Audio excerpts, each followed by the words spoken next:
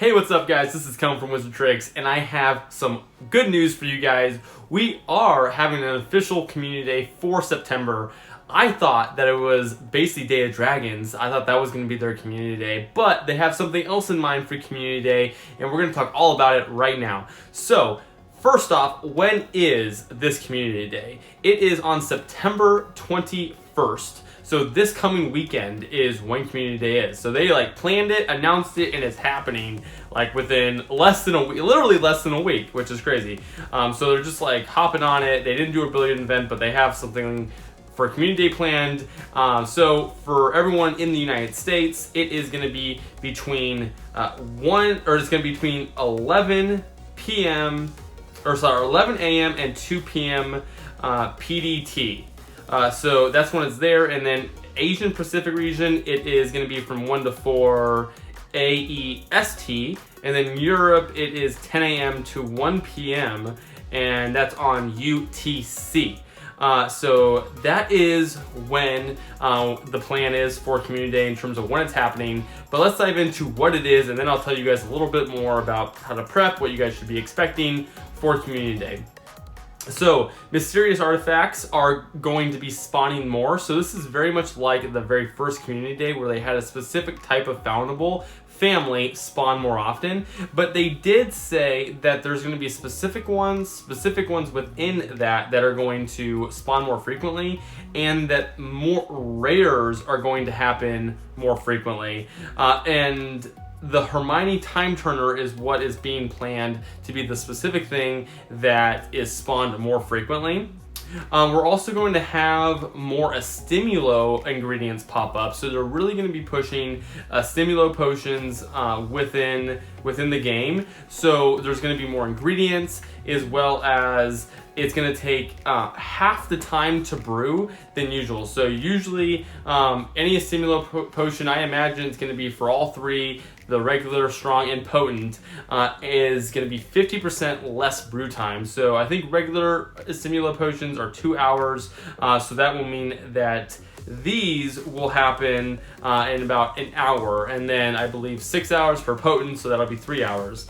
But the cool thing about this is that when you do the master notes, you're also going to have a 50% reduction in brew time as well. So for a regular Exstimulo potion, you can get it down to as little as half an hour. Now, admittedly, the event is only for 3 hours, so you can only do 6 Exstimulo potions in that time, whereas if you do a potent, you can get it down to an hour and a half, so you could do 2 potents in that time. So that doesn't seem like all that much. That's basically the same amount of time that they did for healing potions, which we all thought maybe they could give a little bit of better bonus. And obviously, Exstimulo potions take a little bit longer to brew, so the reward is greater, but it's not. The time is still half an hour. It's going to take at least half an hour to brew.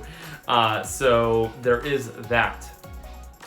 The next thing is that spell energy will appear on the map. So this is a really big change from what they did on the first one. So you're actually going to be able to click, poke spell energy, which is going to be really nice, especially for rule players. So if you're out there and you're in a rural area and it's hard for you to collect any of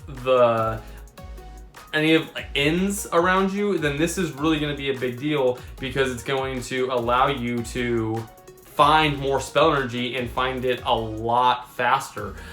So that's the great news. If you don't have any inns around you, that's totally fine, because you're going to be able to click on spell energy. So that's a really big bonus. So all inns will reward increased spell energy as well. So if you do have a lot of inns around, that's going to be okay too. You're still going to be able to collect a lot. The cool thing about this is that anytime they've increased the number of spell energy you get from an inn, you get 10, which is a lot. So if you're just hanging around or you're walking around, you're going to be very full the entire time. Like when we were at WizardNet FanFest, they increased the spell energy from inns tremendously. So in fact, they increased it to 10. So walking around, even with a ton of spawns at WizardNet FanFest, there was absolutely plenty of of information enough spell energy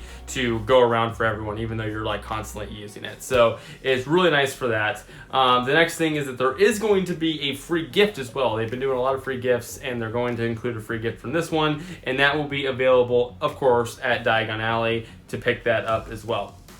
So my thing here in terms of tips and tricks for the event is pretty much mostly you're going to want to be able to use Exstimulo potions. Of course, I would be looking to pick up more ingredients because more ingredients are going to be spawning. So for me, it's stocking up on the things that I need to make potent Exstimulo potions, and I would actually not worry that it takes less time to brew. I would actually just, and me personally, to stock up on potent for either regular foundables or when I'm doing wizarding challenges. I'm going to be stocking up as much as I can on the ingredients that I need to brew potent potent Exstimulo potions.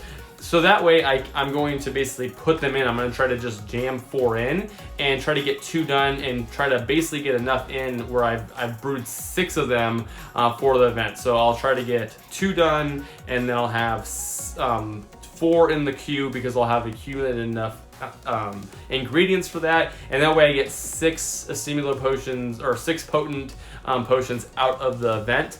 That's probably what I'm going to be doing so that I can use them for soloing and doing some other videos on some of the dark chambers that I have for future videos. So stocking up on some of the potent ones for that. That's what I would suggest. That's the big thing for me. And of course the fact that they're going to have more of a particular foundable, so it's really going to be good for prestiging, especially since they are going to include more rare traces. We did get communication from Niantic saying that there is going to be more rare traces, which was a big complaint from the very first community day they did, where they did it very similar to this. And a couple other things besides for the time turner, they're also going to have increases of Hagrid's Umbrella and the Weasley Clock, the Mirror of, I forget how to say it, but the Mirror of Erizid. It's basically the one, I think it's the one that that you like look into, right? So there'll be that, and then of course the time turner encounters that I mentioned earlier. So that's really the big information there. I'm going to try to collect ingredients and prestige my page. That's my goal and my focus for the event. We'll see how much that happens. I really do hope that they increase the amount of rare items that you find. That will be a really big component, so I'm crossing my fingers for that. So yeah, we'll see how it goes. That's my tip. Make sure to claim your gift though. It will only be available for a 3-hour window, so you need to do it when it's being done. So it's like not like a long period of time before and after the event. You have to claim your gift during the event, so you have to log in within that 3-hour window. So make sure you know when your event is going on, depending on what time zone you're in, so that you can for sure get your reward. So anyways, that is all the information on the event. Hopefully you found that helpful. Let me know what you guys think about them kind of circling back to an event, community day like this type of where they're making one particular family foundable spawn more often. Drop that in the comments, and of course, smash that like button for me. Really appreciate it. And of course, subscribe to the channel. Love all your guys' support. I've worked like a 12-hour day today, and I'm filming in bed because I am so ready to just fall asleep.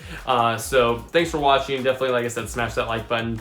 And of course, I'm putting together a small group of people who want to be part of helping me bounce ideas off of and be a part of what some of my decision-making process for me to have a community that I can, like I said, bounce ideas off of, get support from, come up with ideas, get feedback on videos, all of that stuff. So if you want to be a part of that group, let me know. We're doing it on Facebook.